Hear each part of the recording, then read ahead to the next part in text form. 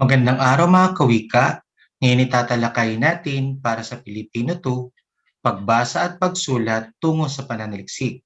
Ito ay batay sa paksang tekstong argumentatibo or tekstong nangangatwiran.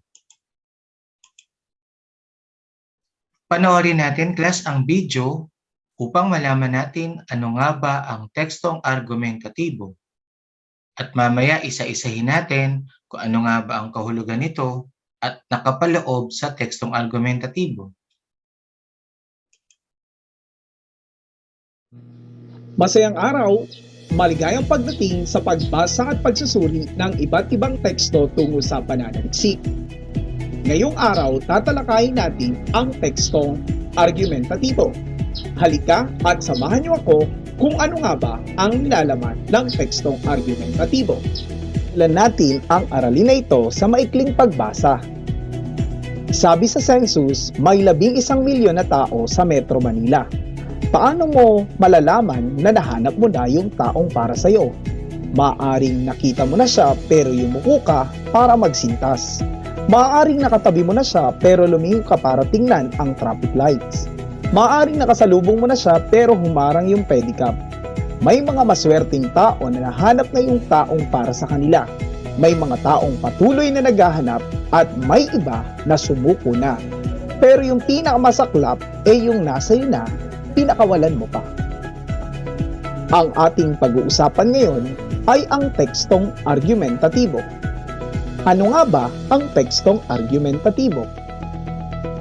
Isang teksto na naglalahad ng posisyong umiiral na may kaugnayan sa mga proposisyon na nangangailangan na pagtalunan o pagpaliwanagan.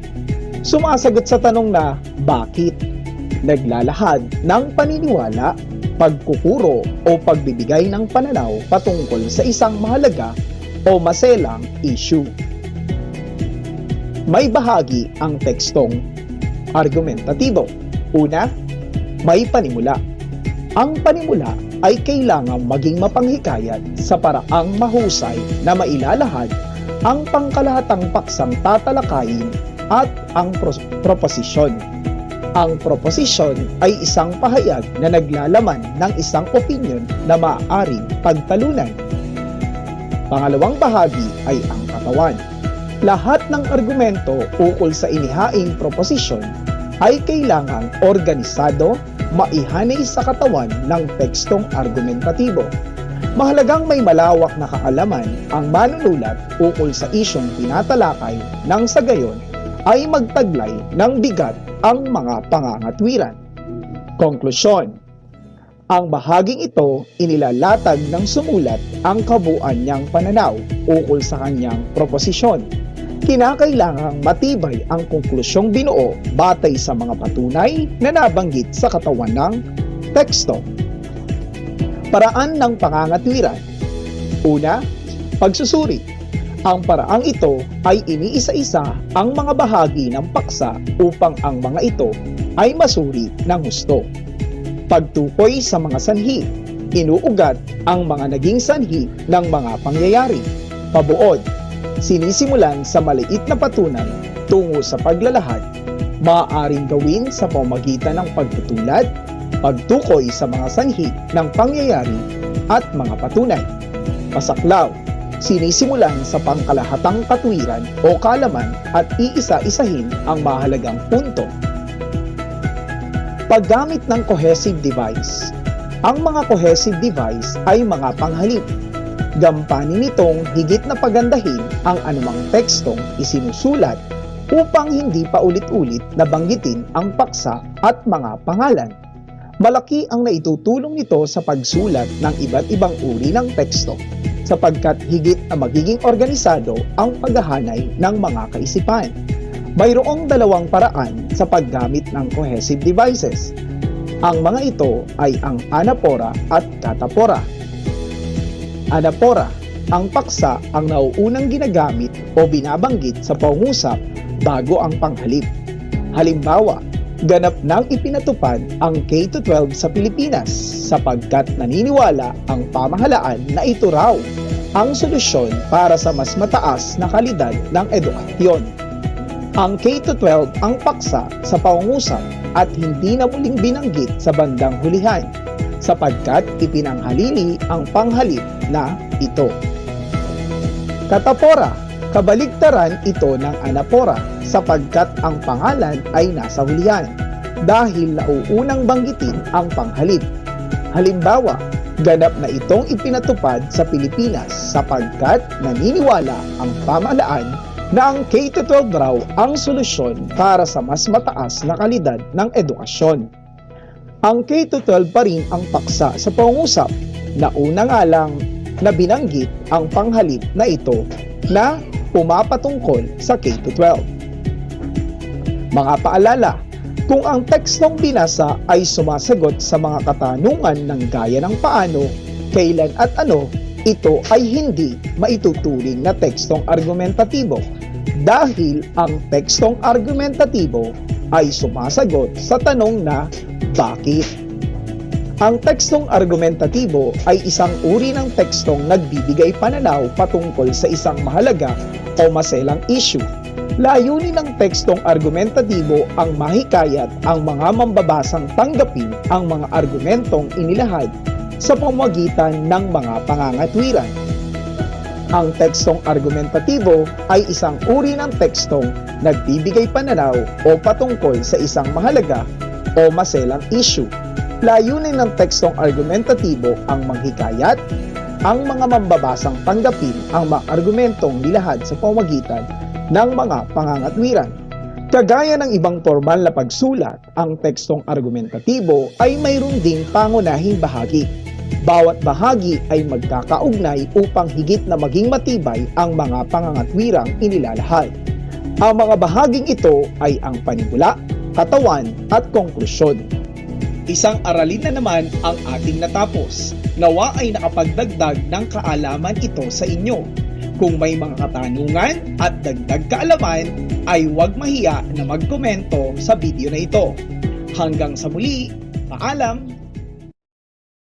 Okay, class, batay sa ating napanood at napakinggan, ano nga ba ang tekstong argumentatibo?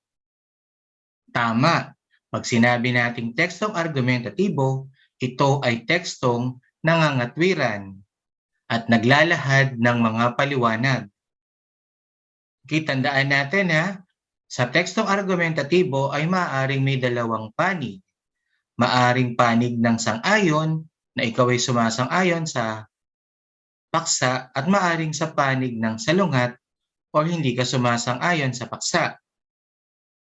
Ano-ano nga ba ang paraan ng pagsusuri o ang paraan na isinasagawa sa tekstong argumentatibo? Una, meron tayong pagsusuri. Ikalawa, ang pagtukoy sa sanhi. Ikatlo, ito ba ay pabuod o nagsisimula sa maliit na impormasyon hanggang sa pinakamalaking impormasyon o ito ba ay pasaklaw na nagsisimula sa pangkalahatang impormasyon hanggang sa marating ang tiyak na impormasyon. At maaring yung paggamit ng mga cohesive devices ay maaring makatulong. Meron tayong dalawang uri ng paggamit ng cohesive devices, ang anapora at katapora. Pag sinabi nating anapora, ang panghalip ay matatagpuan sa hulihan bilang kapalit ng pangalang nasa unahan. At yung ikalawa naman ay katapora. Ang panghalip ay matatagpuan sa unahan kapalit ng pangalan na nasa hulihan. Okay, alam na natin kung ano nga ba ang tekstong argumentatibo. Lagi natin tatandaan, ito ay sumasagot sa tanong na bakit. Kung ito ay sumasagot sa tanong na paano, kailan at ano, hindi ito tekstong argumentatibo o tekstong nangangatwiran.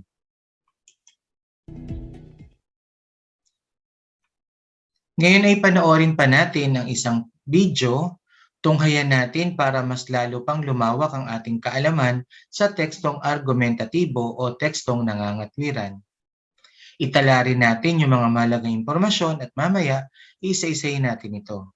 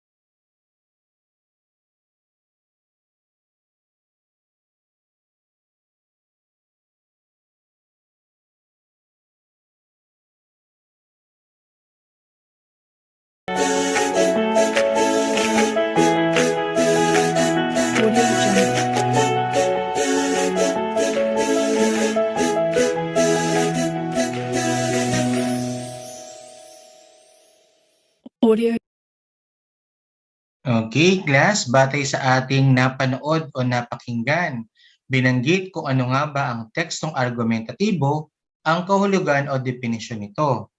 Tandaan nating mabuti kapag sinabi nating tekstong argumentatibo, ito ay ang tekstong nangangatwiran. Ito rin ay naglalahad ng mga paliwanag. Siyempre sa paglalahad ng mga paliwanag, dapat ikaw ay may mga ebidensya o patunay para ikaw ay paniwalaan sa iyong panig o kung ano man ang iyong pinaniniwalaan. Pag sinabi pa rin nating tekstong argumentatibo, ang binabanggit dito ay ang objektibo. Bakit objektibo?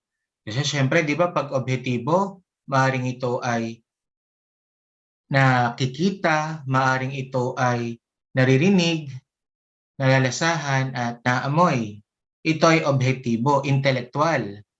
Samantalang kapag persuasive naman na kahawig ng argumentatibo, ito ay subjektibo. Ito ay maaaring nangingibabaw na damdamin o emosyon at mga mental na imahe. Okay, marami na tayong alam na kaalaman tungkol nga ba sa tekstong argumentatibo.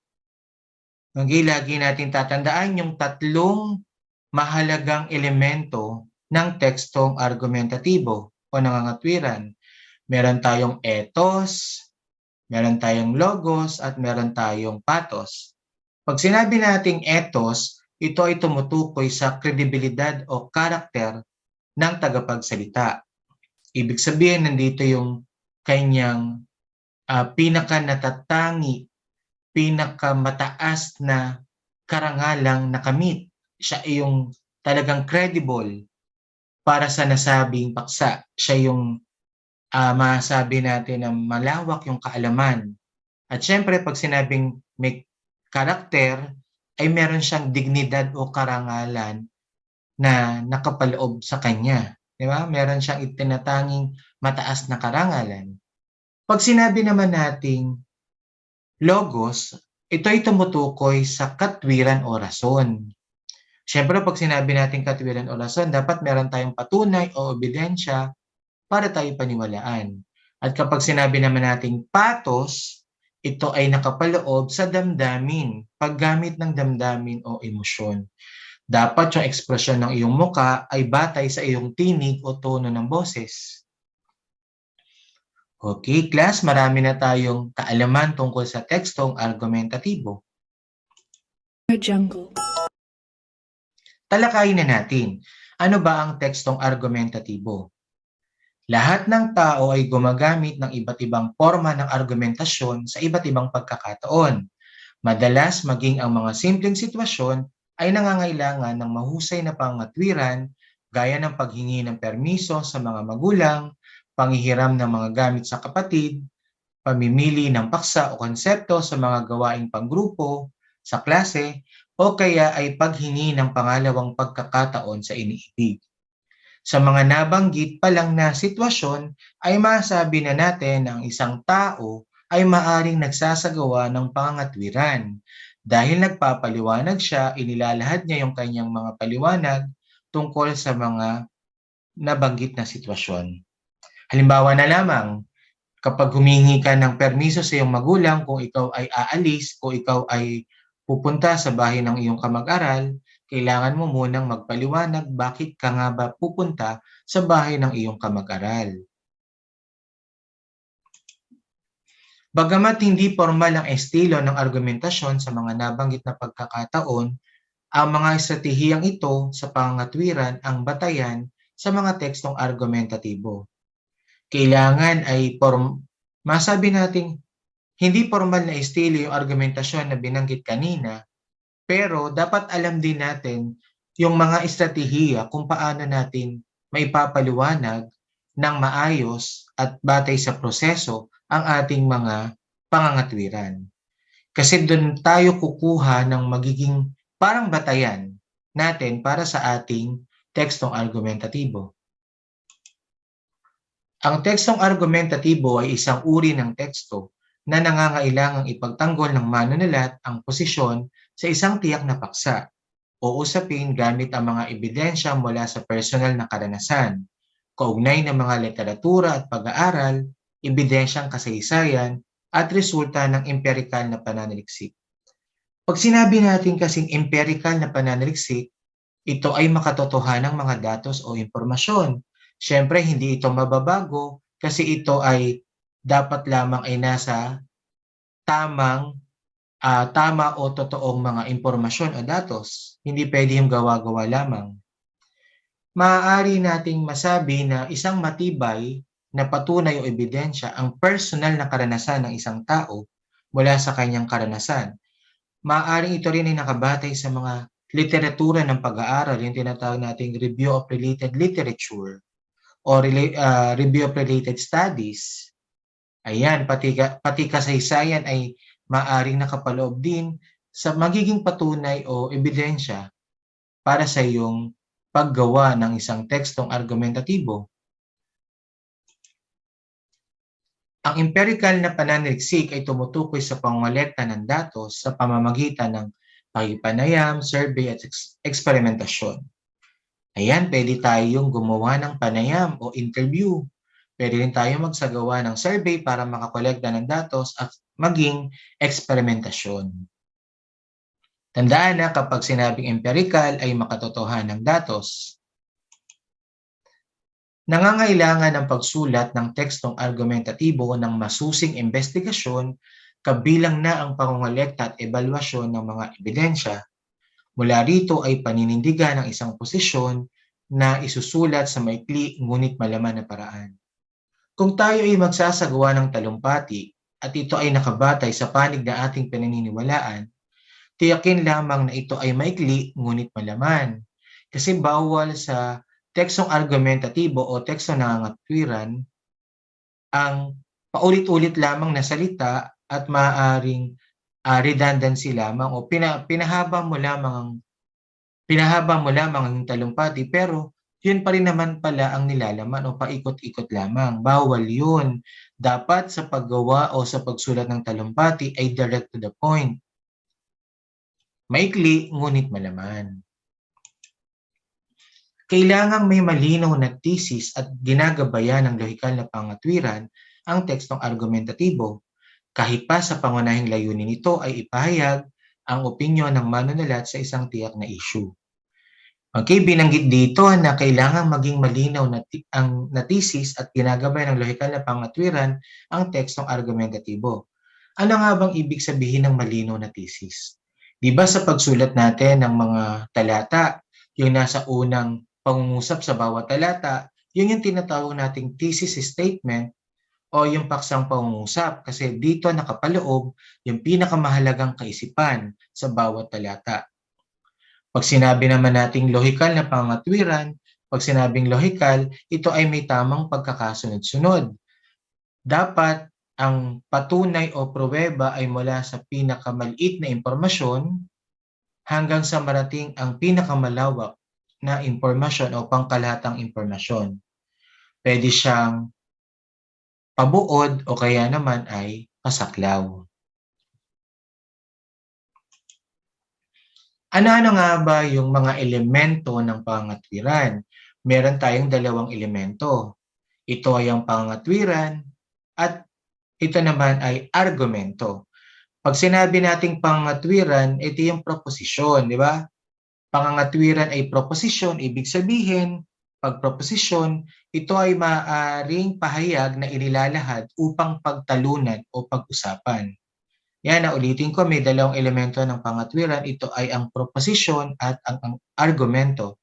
Pag sinabi naman nating argumento, mula sa salitang argument sa wikang Ingles, syempre dapat meron tayong mga pinagbabatayang mga ebidensya na dapat ay maaari nating pangatwiranan para sa argumento.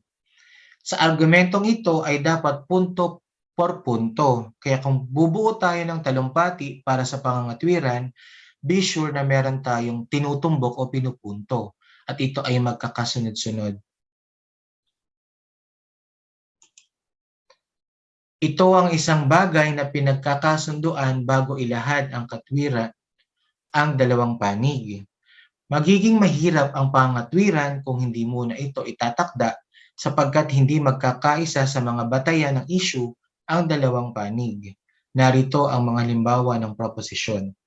Kung halimbawa naman na meron na kayo napagkasundo ang pinaka-proposition ninyo o yung paksang pagtatalunan, dapat bigyan nyo ng sapat na oras ang mga debaters. Meron silang sapat na oras para makapagsaliksik at makapagbasa ng paksang kanilang panig na kanilang maaring pagtalunan o maaring panig na dapat nilang ipagtanggol. Narito yung mga halimbawa ng mga proposisyon o yung paksang maaaring pagtalunan. Dapat nang ipasa ang divorce bill upang mabawasan ang karahasan laban sa kababaihan. Nakasasama sa pamilya ang pag-alis ng isang miyembro nito upang magtrabaho sa ibang bansa. Mas epektibo sa pagkatuto ang mga mag-aaral ang multilingual education kaysa bilingual education. Okay, maaari niyong pagpilian ang mga proposisyong ito. Ang unang halimbawa ng proposisyon ay tungkol sa pagiging epektibo ng isang pagpapatupad ng polisiya. Ang ikalawa naman ay tungkol sa paniniwala sa isang bagay at epekto nito sa tinutukoy nating phenomenon. At ang ikatlo ay ang paghahambing kung ano ang mas mabuti o hindi. Kanina binanggit ko na ang proposition ang unang elemento, ngayon naman ay ang pangalawang elemento, ang argumento. Ano nga ba ang argumento? Ito ang paglalatag ng mga dahilan at ebidensya upang maging makatwira ng isang panig. Kinakailangan ang malalim na pananaliksik at talas ng pagsusuri sa proposisyon upang makapagbigay ng mahusay na argumento. Kung tayo ay susulat ng talumpati tulad ng nabanggit ko na kanina, dapat alam natin yung tatlong bahagi nito, na meron itong panimula, meron tayong katawan o gitna, at merong wakas or konklusyon. Dapat maayos ang pagkakasulat at pagkakahanay ng mga idea o kaisipan sa inyong talumpati, at meron kayong punto por punto na maaaring ilahad bilang inyong mga patunay o ebidensya. Ano-ano nga ba ang katangian at nilalaman ng mahusay na tekstong argumentatibo? Una, mahalaga at napapanahong paksa.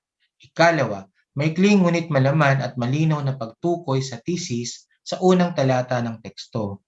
Binabanggit dito na dapat ang ating paksa ay napapanahon. At ikalawa naman, hindi tayo pwedeng magsulat ng ating argumento ng napakahaba, subalit wala naman palang nilalaman or kapos naman pala sa mga ebidensya o patunay. Malinaw at lohikal na transisyon sa pagitan ng mga bahagi ng teksto. Maayos na pagkakasunod-sunod ng talatang naglalaman ng mga ebidensya ng argumento. Matibay na ebidensya para sa argumento. Dapat lamang ay may lohikal at malinaw ang pagkakasunod-sunod ng mga ideya ng teksto. Gayun din naman, dapat yung inilatag niyong mga ebidensya ay nakalatag ayon sa pinaka-mahalaga na mga ebidensya na dapat niyong masabi sa inyong pagtatalo o sa inyong argumento. Matibay na ebidensya para sa argumento. Magiging matibay lang ang ebidensya na yan kung ito ay maaring kinuha nyo sa tamang sources o yung tinatawag natin mga primary sources na mula sa panayam o mula sa interview. Kasi kung minsan kapag kumuha tayo sa internet ay hindi natin alam kung ito nga ba ay tama o kung ito nga ba ay maaari nating gawin or gamitin para sa ating pagsulat ng talumpati. Kasi baka mamaya ito ay hindi totoo o maaring gawa-gawa lamang ito. Panoorin natin ang debate sa paraang patula at alamin natin ano nga ba ang paraan na ginamit diyan. Okay, meron tayong mga sasagutin na gabay na tanong, makinig ng mabuti at itala yung mga mahalagang impormasyon. ating debate ngayong hapon na may tema, alin ang higit na nakatutulong sa pagkatuto ng ating mag-aaral? Ito ba ay aklat o ang computer? Ngayong hapon, bago tayo magsisimula, ay tatawagin ko muna ang ating unang murado na si Ma'am May G. Reyes ng Grade 1. Palakpakan po natin. Sumunod ay si Ma'am Joy Chucades ng Grade 4. Sumunod po ay si Ma'am Analisa Pigalor, MAE graduate and Bachelor of Science, Bachelor of Secondary Education, major in Science. Si Ma'am Joy, Bachelor of Elementary Education. Si Ma'am May, Bachelor of Elementary Education. And ang pinaka-maganda, pinaka-sexy, ang pamilyan na mamaya, si Ma'am Midilin Abance ng Midilin. Okay.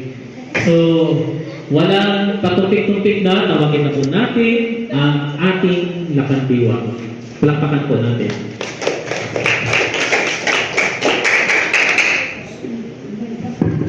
Ang paksa ng pagtatalo, kaugnay ng edukasyon na kung alin ang mas dapat na gamitin natin ngayon.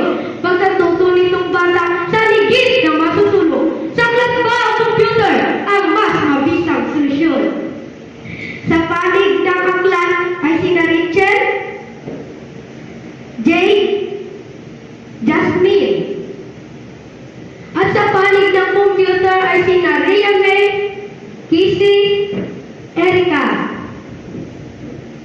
Si Rachel ay nagsabing ilalaban ng pustahan samantalang si Rhea May sa computer na ninindigan na sinumang makatalo ay hindi niya umurungan. Upang atin pong malaman kung sino ba ang mas tama. Ang panig ng bawat isa bigyan daan sa pagtula. Sa pagtindig ni Rachel sa katwiran ay tutudla. Sa lubugin ng palakpak sa bulwagang ay gumitna.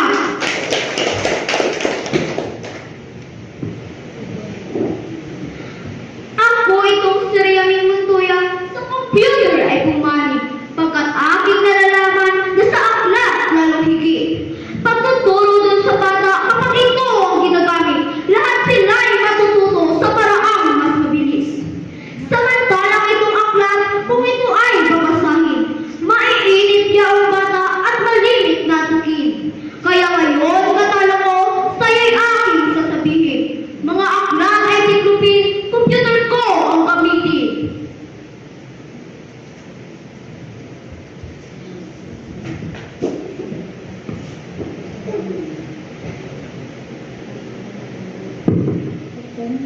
Ako ito, si Rachel, pumanig sa mga aklat na dapat lang nagamitin na ang turo ay bukal.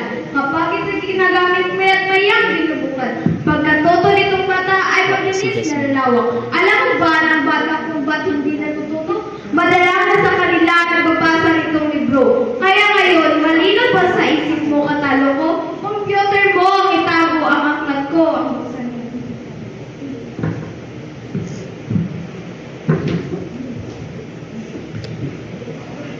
Alam mo ba na ang aklat kung ba't ayaw ng basahin? Mga bata ay nagsasawa ay lang sila ang hilihin. Pag ang guro ay may tanong at ang nais ay sagutin, basahin lang niya ang aklat na hirap sila ang naway. Samantalang sa computer, hawakan lang niya ang butang lalabas ito sagot kung ano ang tinatanong. Kaya ngayon katalo ko, dapat sa'yo ay umuro. Ipunin mo yung aklat at itago mo sa baon.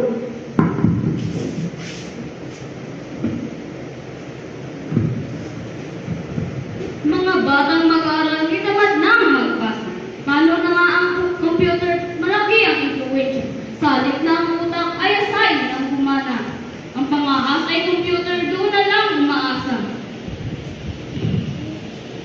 Paglipas ng mga araw, wag mo na sanang pagtatakhan. Pag ang bata ay laging mula sa loob ng paral, tumawag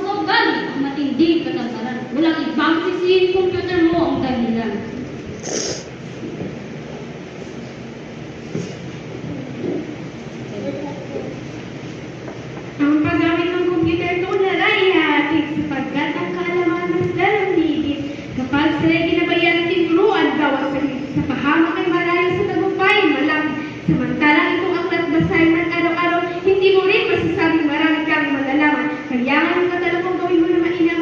Aminin mo ang totoo, tama ka sa ating laban.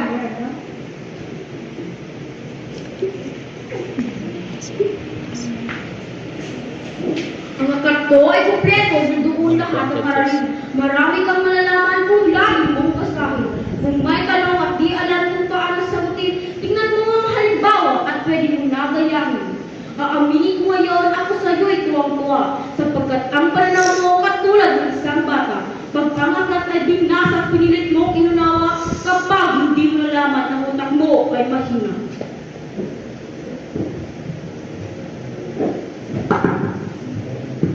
Akin munang sumandali, putulin ang pagtatalo, sapagkat ang bawat isa mainit kaya ang ulo. Kung sa bagay sa bayag, matibay ang pagtotoo.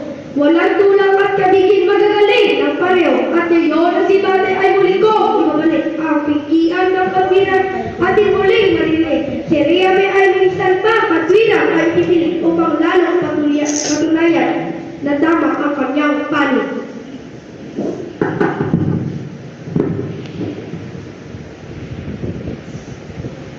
Hindi mo ba napapansin? Pagkatapos ng alalanan niya sa computer ko ay napilit ang pagbilang. Ni tulad ng araw ay naabot ng siyam-siyam.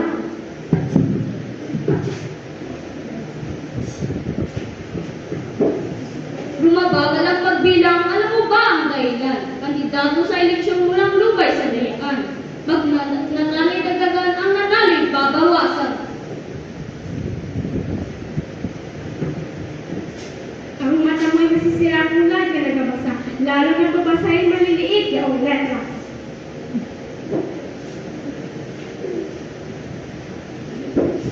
Masisira yung mata ng lahat ng iyong eskwela. Sa tradisyon ng computer, doon iyon makukuha. Ang paglabo nitong mata, dumarating itong pusa. Lalo na kung yaong tao, papunta na sa pagtanda. Kahit bata o matanda, pag tradisyon ay tumama, yaong matahin na at labong magkabila.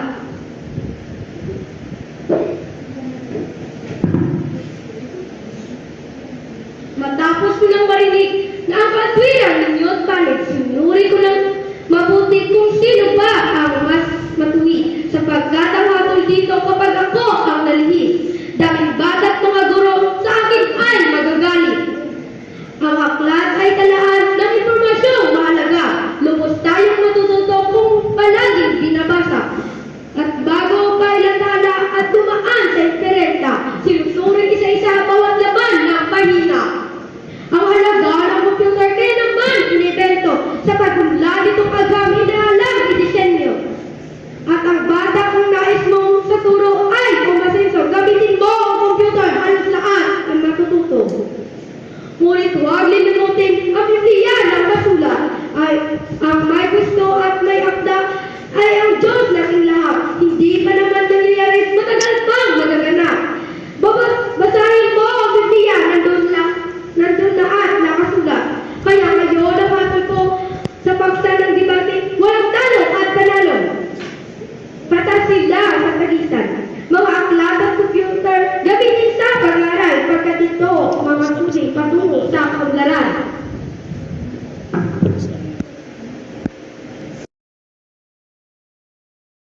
Okay, natunghin natin ang debate sa paraang patula. Ngayon naman ay sagutin natin ang mga gabay na tanong. Po sa lahat, Para sa unang katanungan, ilang grupo ang magkatalo sa debate? Ayan, ilang grupo ang magkatalo sa debate? Sagot, meron tayong 2 grupo ang magkatalo sa debate.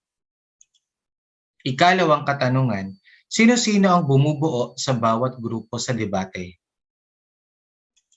Sagot, ang unang tagapagsalita, ikalawang tagapagsalita at ikatlong tagapagsalita, sila yung unang tindig, ikalawang tindig at ikatlong tindig. Ikatlo, ano ang proposisyong pinagtatalunan sa debate? Ang kiyang sagot, Alin ang mas nakatutulong sa pagkatuto ng mga mag-aaral? Aklat ba o computer? Yun yung kanilang proposisyon na pinagtalunan. Ikaapat, ano ang napansin mo sa paraan ng pagtatalo? Siyempre, ang sagot, debate sa paraang patula o balagtasan. Kung mapapansin natin, merong lakandiwa na tagapamagitan. Kasi yon ay debate sa paraang patula o balagtasan. Para naman sa inyong individual na gawain, lilikha kayo ng isang video ng talumpating nangangatwiran na ito ay hindi lalagpas sa 5 minuto. Nauukol ang video sa isang pangangatwiran sa napapanong isyu sa ating lipunan. Pili lang kayo ng isang napapanong isyu sa ating lipunan at gagawan nyo ng talumpati para sa talumpati na nangangatwiran. Ikatlo, pumili lamang ng isang isyu at ipakita sa video kung sang-ayon o hindi ka sang-ayon sa napiling isyu na nais mong pangatwiranan.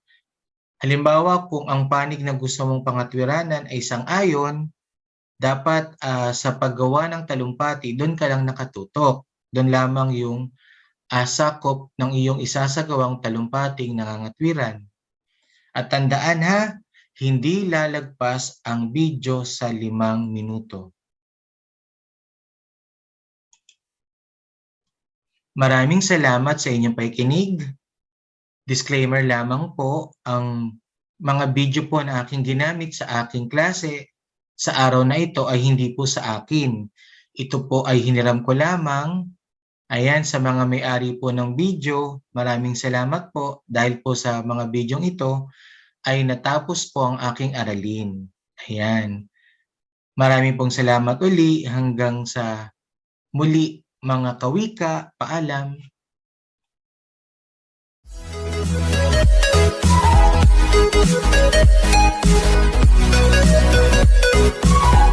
Thank you.